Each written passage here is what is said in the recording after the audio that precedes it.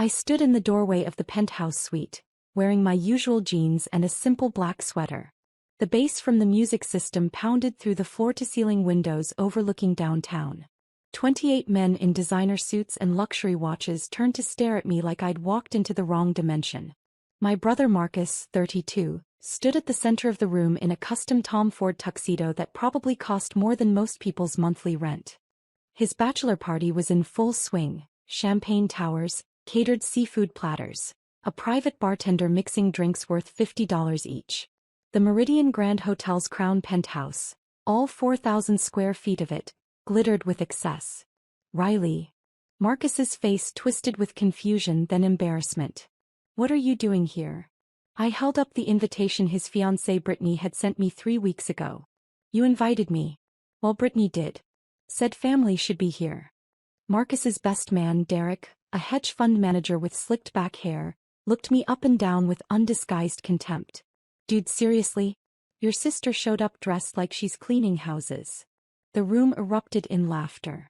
I'm a brother actually, I said calmly. And these are comfortable. A brother who clearly didn't get the dress code memo, another groomsman called out. This is a 5-star hotel, man. They have standards. Marcus walked over, his face flushed red. Whether from alcohol or embarrassment I couldn't tell. Riley, look, I appreciate you coming, but this is kind of an exclusive thing. The guys and I were celebrating properly. Maybe you should head back to wherever you're staying. I'm staying here, I said simply. Room 2847. Derek nearly choked on his whiskey. You're staying at the Meridian Grand? On what, your warehouse salary? I worked, or rather they thought I worked, managing inventory at a furniture warehouse. It was a job I'd taken 8 years ago, fresh out of community college when Marcus was finishing his MBA at Northwestern. Our parents had poured every resource into Marcus's education, his networking, his career trajectory. I was the practical one, the one who wasn't cut out for business school, as Dad liked to say. The warehouse pays well enough, I said, keeping my voice even. Marcus put his hand on my shoulder, steering me back toward the door. Riley, I'm going to be straight with you. This weekend is costing me $40,000. Penthouse suite, open bar, private chef, bottle service. The works. My groomsmen are all successful professionals. CEOs, investors, entrepreneurs. We're talking business deals, making connections. You being here in your Walmart clothes. It's not the vibe we're going for. I understand, I said softly. Do you? Marcus lowered his voice, but not enough.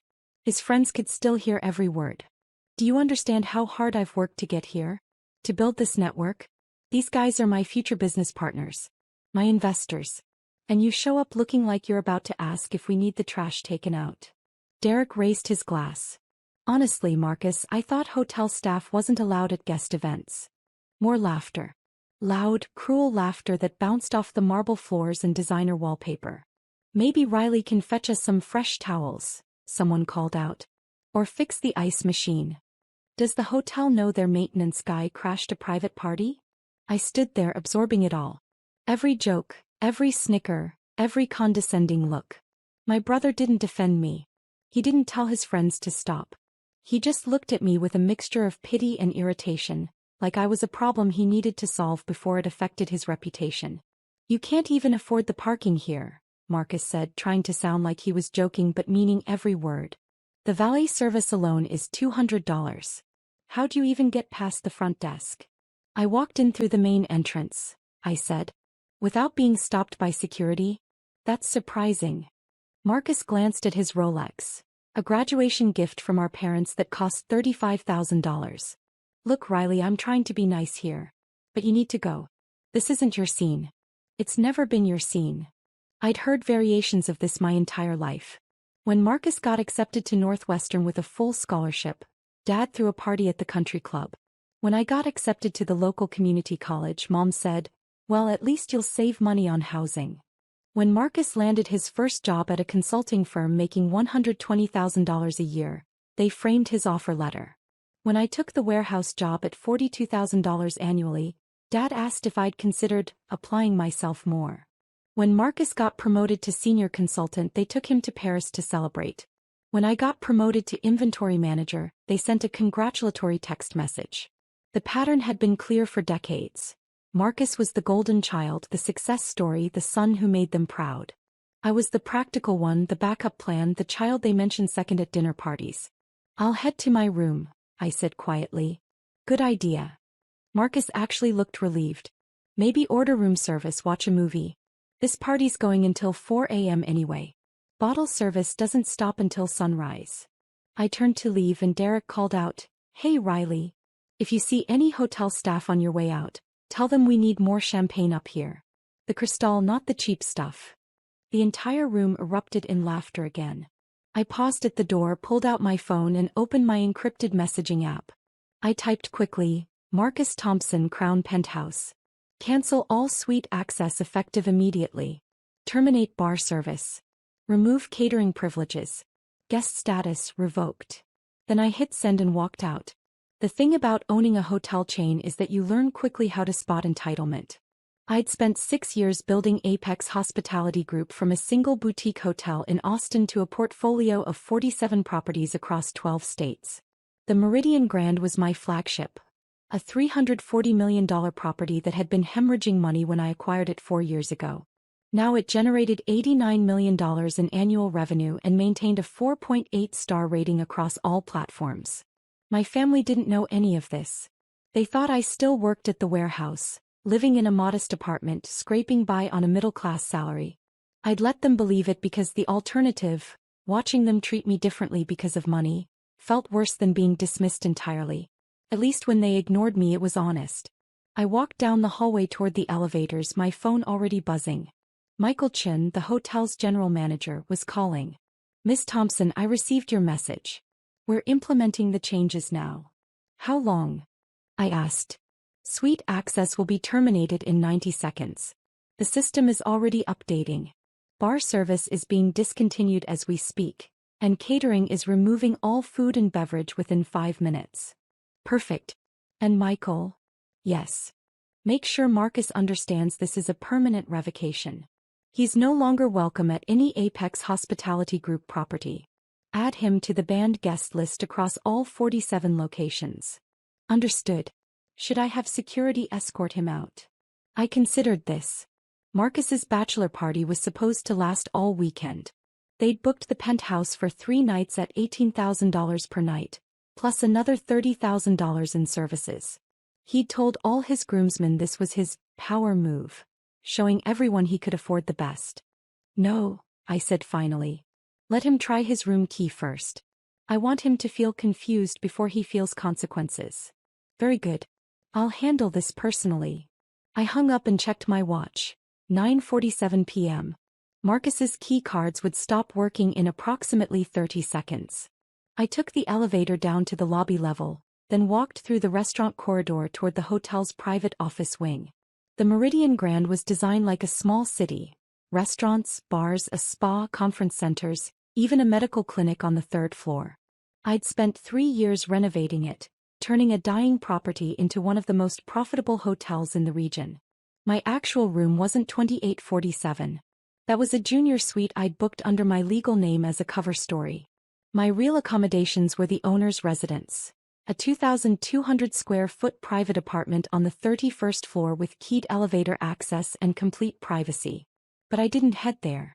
Instead, I went to Michael's office to watch what was about to unfold. Michael was already pulling up the security camera feeds on his wall of monitors. "Penthouse level camera 4, he said, clicking keys.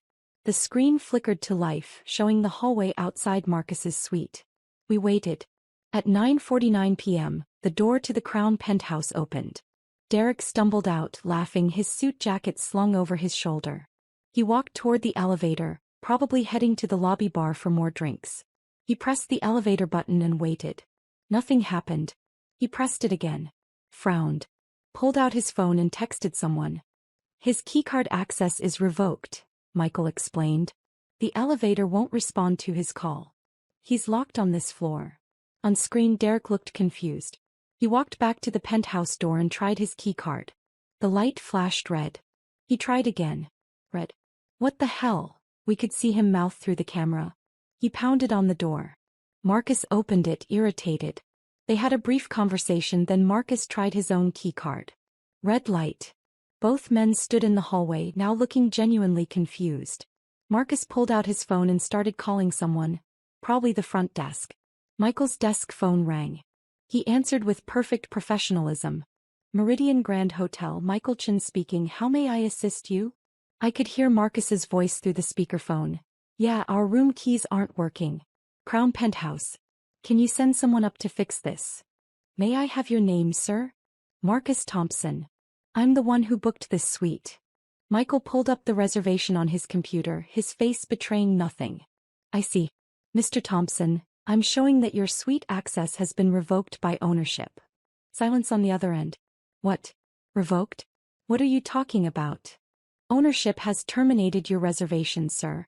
You'll need to vacate the premises within 30 minutes, or I'll be required to call security for escort.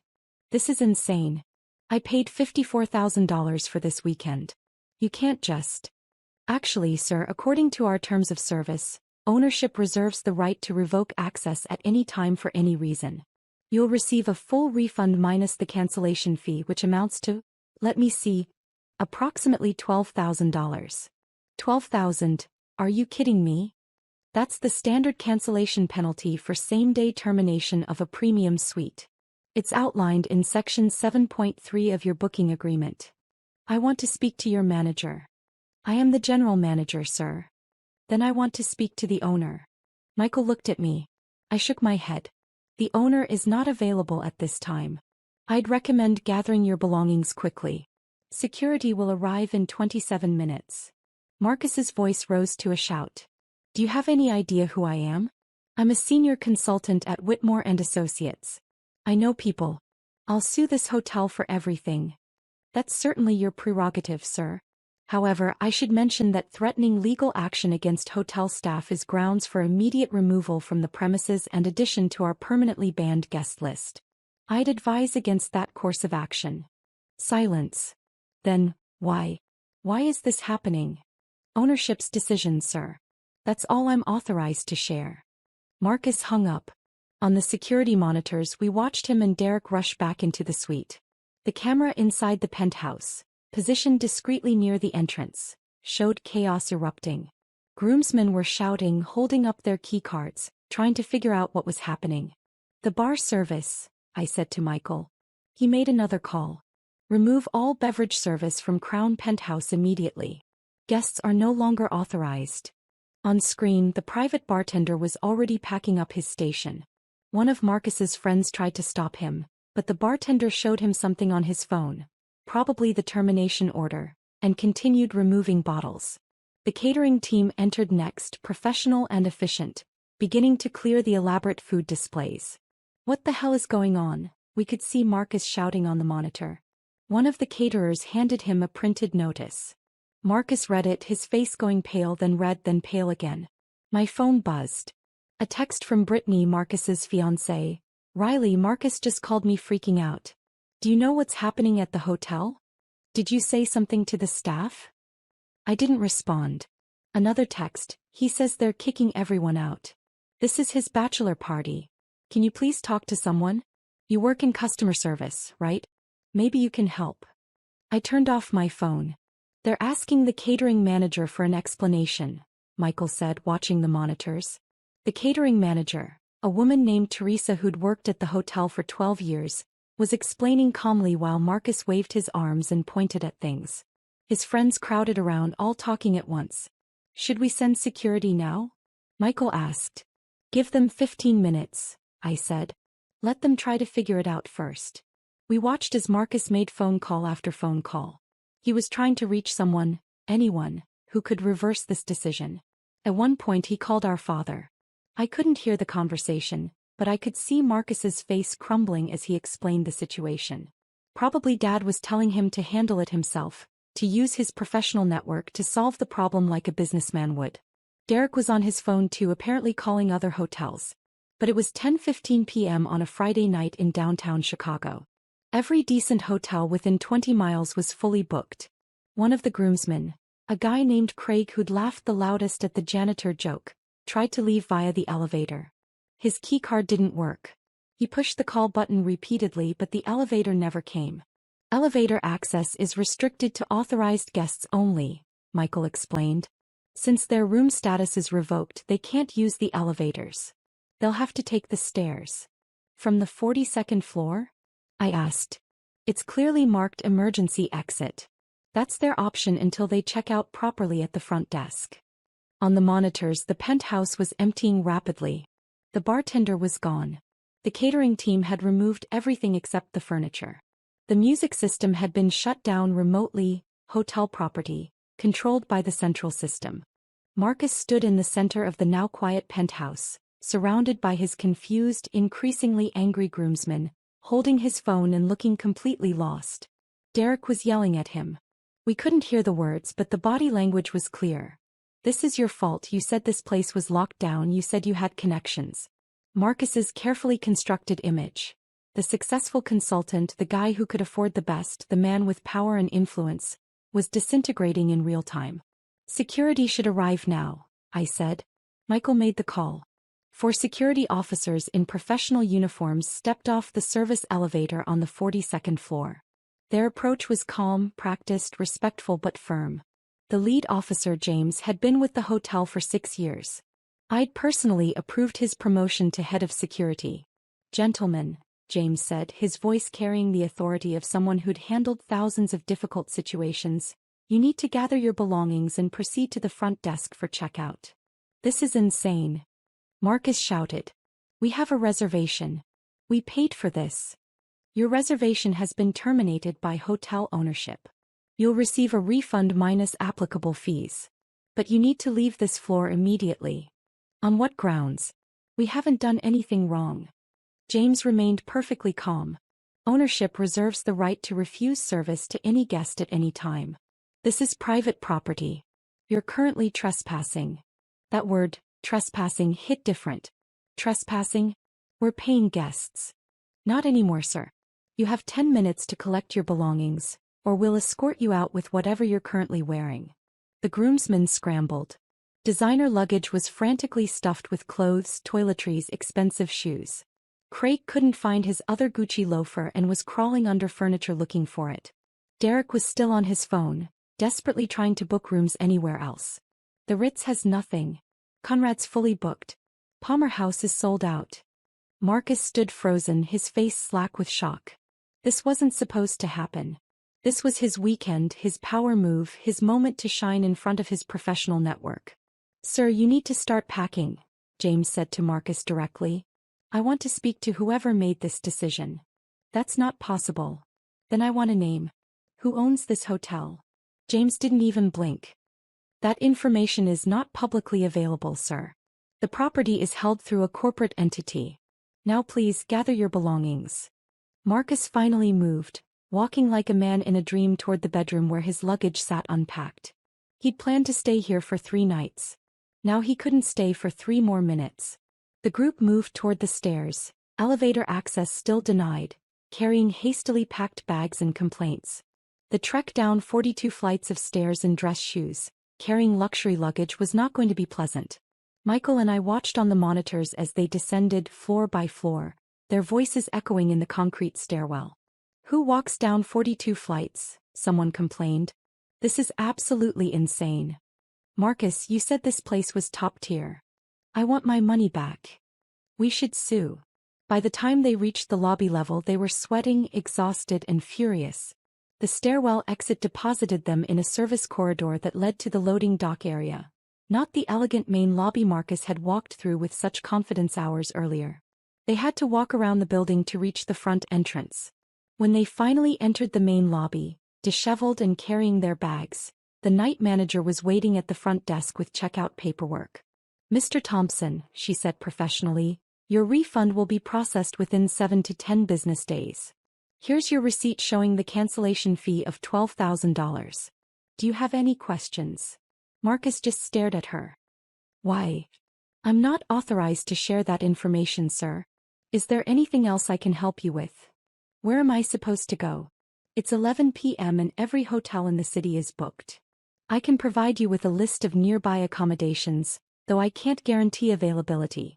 She handed him a printed sheet, a standard courtesy list of competitor hotels. Derek snatched it from Marcus's hand and started calling numbers. I watched from the security office as Marcus's perfect weekend collapsed completely. His groomsmen were angry. His reputation was damaged. His power move had become a humiliating disaster. And he still had no idea why. I left the security office and took the private elevator to my residence on the 31st floor. The space was minimal. I spent most of my time traveling between properties, rarely staying anywhere longer than a few days. But it was comfortable, private, and mine. My phone had 17 missed calls. 12 from Marcus, 3 from Brittany, 2 from our mother. I listened to Marcus's voicemails in chronological order. First message, 10:03 p.m. Riley, I don't know if you're still in the hotel, but something crazy is happening. They kicked us out.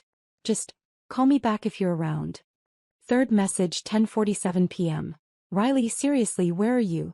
I'm dealing with a nightmare here. The hotel is refusing to help and I can't reach anyone who can fix this.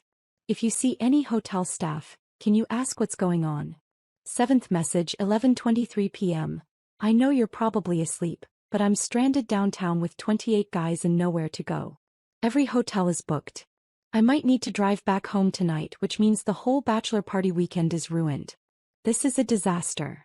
10th message, 11:58 p.m. Riley, did you say something to the hotel staff? Derek thinks maybe you complained about something? About us? I don't know, it's stupid, but I have to ask. Did you talk to anyone? I deleted all the messages without responding. Then I called Michael. Is he still in the lobby? Yes. He's been on the phone for 40 minutes. No luck finding accommodation anywhere.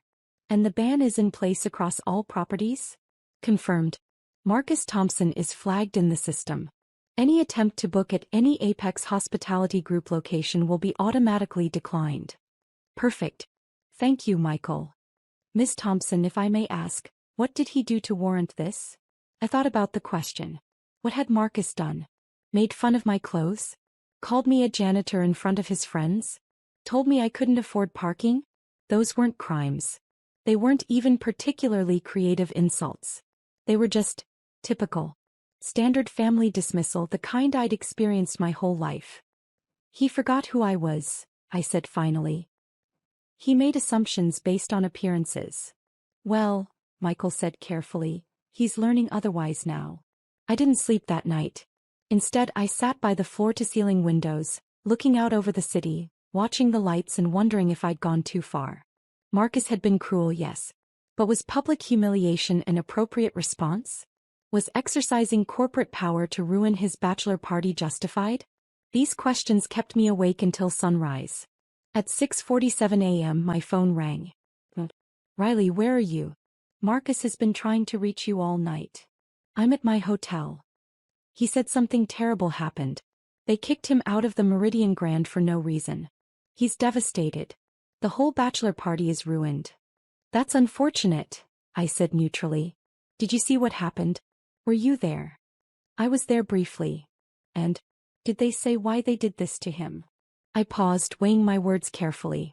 Mom, they didn't do anything to Marcus. Marcus was removed from the property by ownership. There's a difference. Ownership?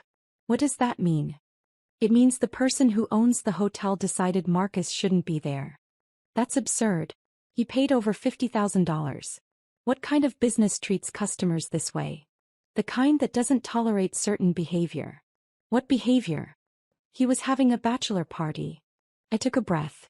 Mom, what did Marcus tell you about last night? He said everything was fine, they were celebrating, and then suddenly the hotel staff went crazy and kicked everyone out. He thinks maybe one of his friends said something inappropriate, but he's not sure. Now he's mortified because all his groomsmen think he picked a terrible hotel. That's his version? What other version is there? I stood up, walked to the window. The sun was rising over Lake Michigan, painting the water gold and pink. Ask Marcus what he said when I arrived at his party. You were at the party? He didn't mention that. I was there for about 5 minutes. Ask him what he and his friends said to me. Riley, what are you talking about? Just ask him, Mom. And then maybe ask yourself why he left that part out of his story. I hung up before she could respond.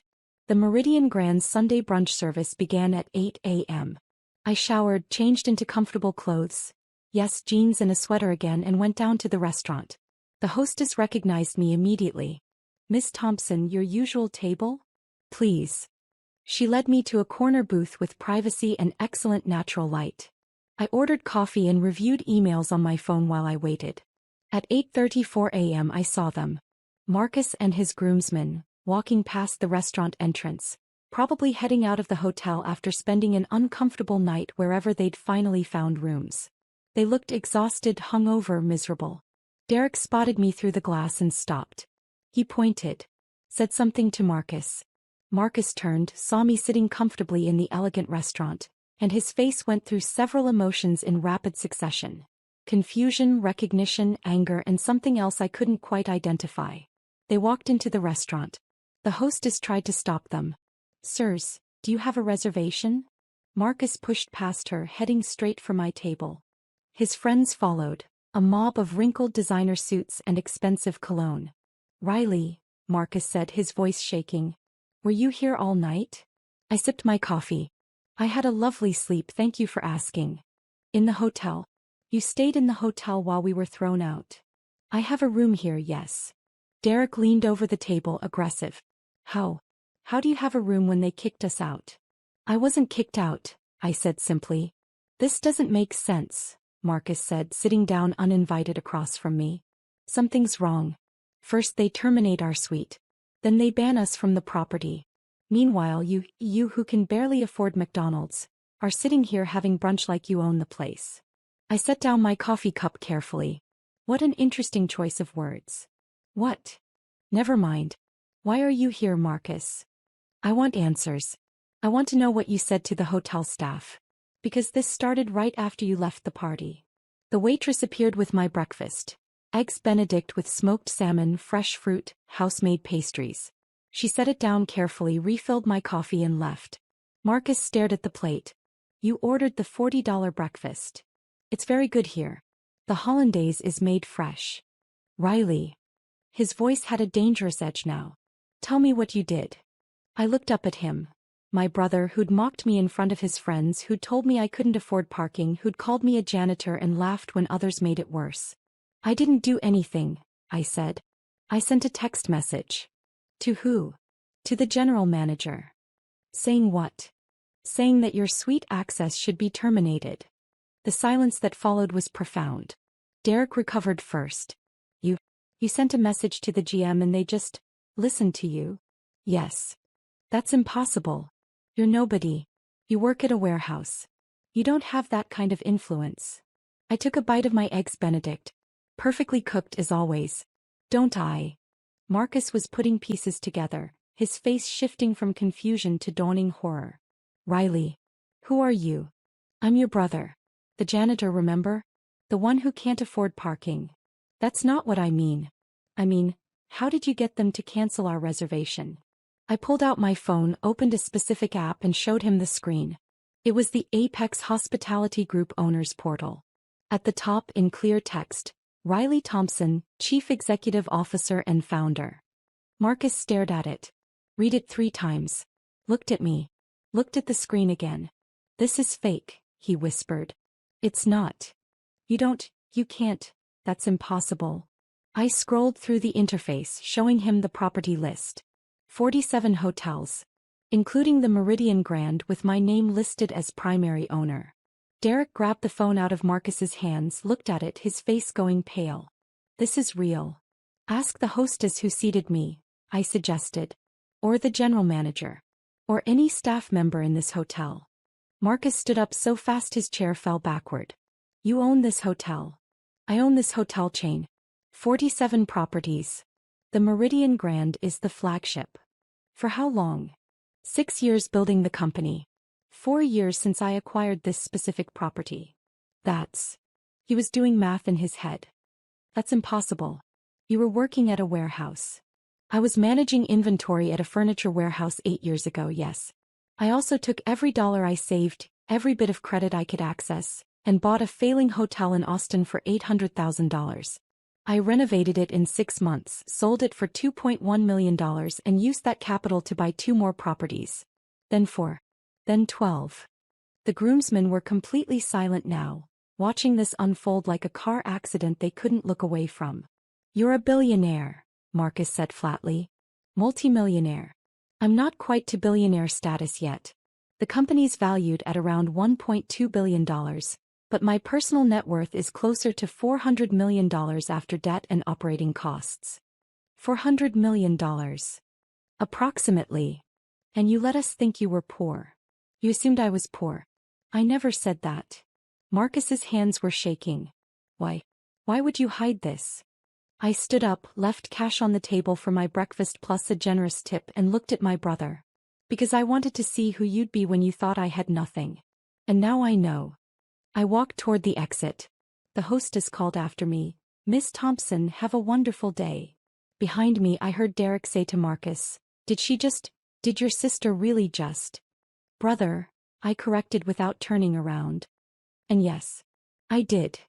By Monday morning the story had spread throughout my family. My phone was flooded with messages, but I was already on a plane to Austin to check on property renovations at one of my boutique hotels. Mom called 17 times. Dad called 9. Marcus called 34. I didn't answer any of them. Finally, at 11 a.m. I received an email from Marcus. It was long, rambling, full of apologies and explanations and justifications.